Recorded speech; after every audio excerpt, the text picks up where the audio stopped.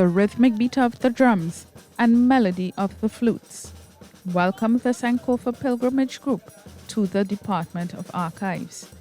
And true to their ancestor spirits, many of the Liberians danced to the music of the tuck band at the Black Rock St. Michael offices. Minister in the Prime Minister's Office with responsibility for culture, Senator Dr. Chantal Monroe-Knight urges both Barbadians and Liberians to be guardians of their own story, lest history be repeated. I don't know if most of you recognize fundamentally that in this contemporary times, there is already efforts to reframe the narrative around slavery and its impact.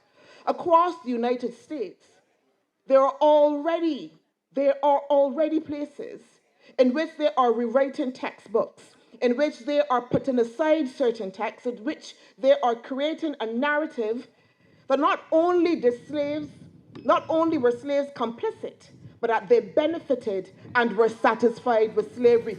The minister says this year's emancipation theme of reimagining the past, celebrating the future, is a way to tell their stories in their own words and no longer accept the single story of slavery told for centuries. For you, this is a journey, yes, about family names, but this is so much more than that. This is fundamentally about the reframing of our histories. Like I said, it is fundamentally about the healing. Senator Dr. Monroe-Knight adds based on the analysis of activity in Africa, there will be a historic shift coming from that continent within the next 10 to 15 years.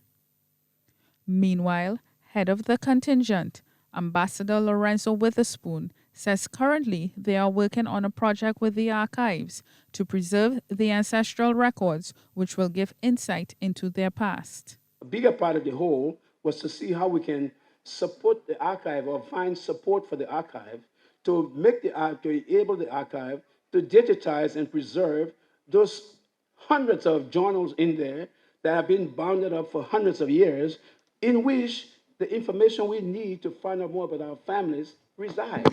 And if we dare try to open one of those right now, it would just go into dust. And so that's a parallel project we are working on. He also encourages both Barbadians and Liberians to embark upon the journey of genealogy, to share the stories of their ancestors through the many generations to come. Rachelle Agard, CBC News.